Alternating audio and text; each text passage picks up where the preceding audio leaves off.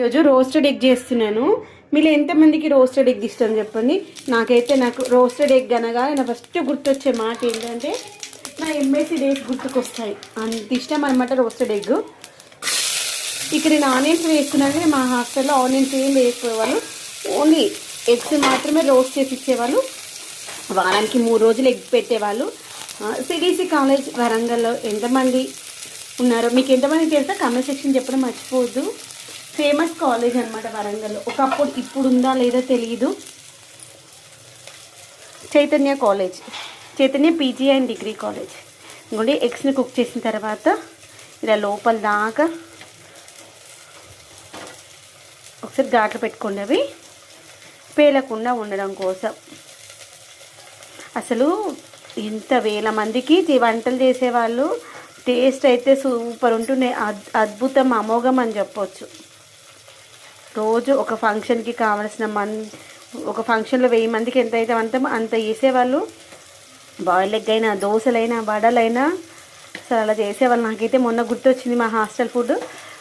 ఎంత 10 సంవత్సరాల, ఇంకెక్కువైంది, 10 కాదు, 2007లో అయిపోయింది ఎంఎస్సి. అప్పుడు ఎగ్ కర్రీ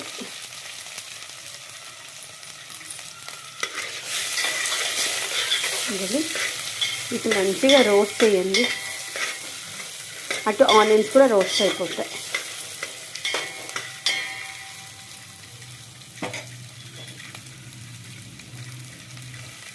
ఆనియన్స్ రోస్ట్ అయ్యేటప్పుడు కొంచెం సాల్ట్ వేసుకుందాము.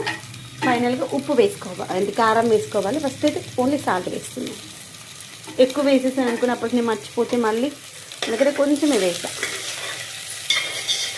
కొంచెం కరివేపాకు, కొత్తిమీర వేసుకున్నా బాగుంటుంది, వేస్తాను. మంచి కలర్ రానిద్దాము. కొంచెం స్లోగానే కుక్ చేసుకోవాలి. ఈ మాత్రం కుక్ అయితే చాలు, ఇంతకంటే మించి అంటే బాగుండదు. ఈ స్టేజ్లో కారము, అప్పుడు కొంచెమే ఉప్పు వేసా కదా, రిమైనింగ్ ఉప్పు వేసి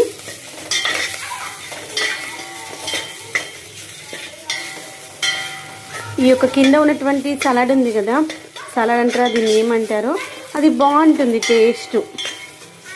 ఉప్పు కారం అంతా పడుతుంది, ఆయిల్లో ఫ్రై అయిపోయింది కదా, అంచుకు తింటే సూపర్గా ఉంటుంది.